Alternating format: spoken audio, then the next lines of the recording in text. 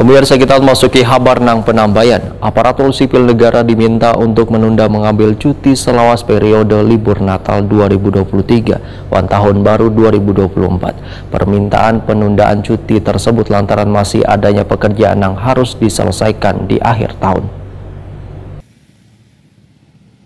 Aparatur sipil negara diminta untuk menunda mengambil cuti selawas periode libur Natal 2023 dan Tahun Baru 2024. Permintaan penundaan cuti tersebut lantaran masih adanya pekerjaan yang harus diselesaikan di akhir tahun.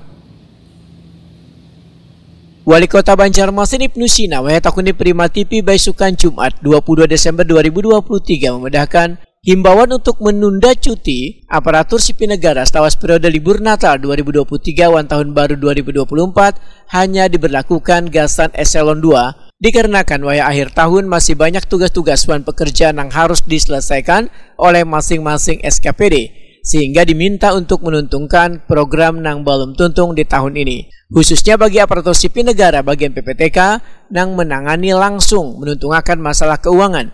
Sedangkan bagi ASN yang pekerjaannya sudah tuntung, ujar Ibnu Sina, bisa mengambil cuti akhir tahun.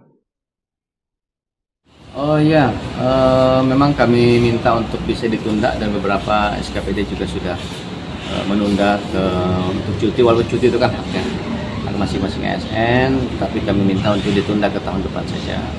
Di saat mungkin tidak terlalu banyak pekerjaan, terutama mungkin di awal tahun atau bulan 1, bulan 2, itu kira masih sangat mungkin untuk mengambil cuti. Kalau sekarang kan pekerjaan masih banyak, numpuk, apalagi ini musim liburan, anak-anak juga mau liburan juga pasti padat di mana-mana. Ya ini kita di Banjarmasin saja dan boleh menyelesaikan tugas tersebut. Yang tidak boleh mengambil cuti kemarin itu untuk kepala dinas dan apa Pak? Ada kepala dinas dan terutama untuk yang penanggung jawab penyelesaian masalah keuangan, realisasi PPTK. Berarti di luar itu boleh mengambil cuti biasa? Ya, kalau pekerjaan sudah selesai kan silakan. Dan itu kan kewenangan masing-masing dinas. Tapi yang di kewenangan kami kan kepala dinas.